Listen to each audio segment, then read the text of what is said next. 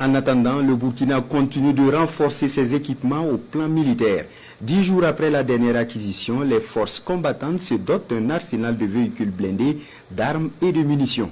Le matériel est arrivé hier à Ouagadougou, renforçant davantage la quiétude chez les populations. On voit cela avec Nongba Kouda et Moumouni Wanga. L'attente est longue, voire même interminable, mais n'entame en rien la détermination de ces citoyens d'être les témoins de l'arrivée du convoi militaire annoncé. Près de 5 heures de patience à cette enclave, du rond-point de l'autoroute de contournement sur la nationale numéro 5, et voici les projections du phare des véhicules de tête du convoi.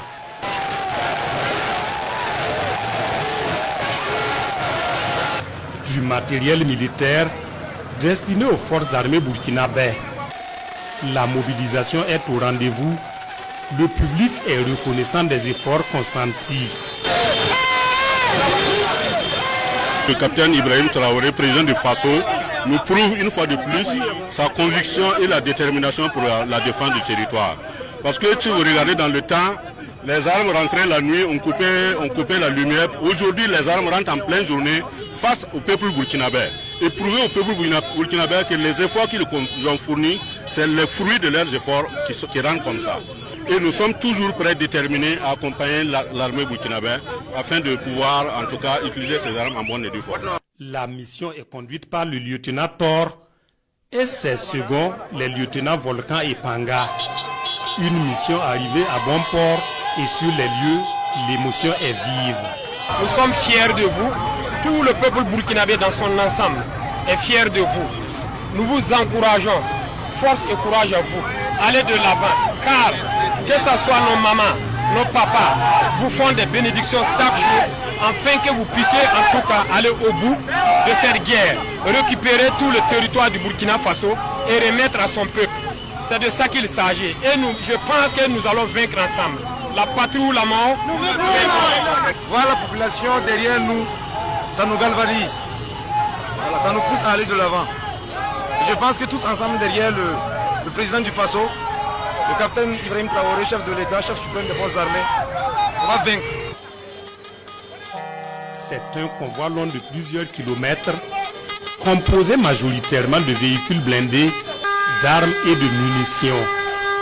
La foule ne cache pas sa joie. Des slogans et scènes de liesse au passage de ces porte-chars.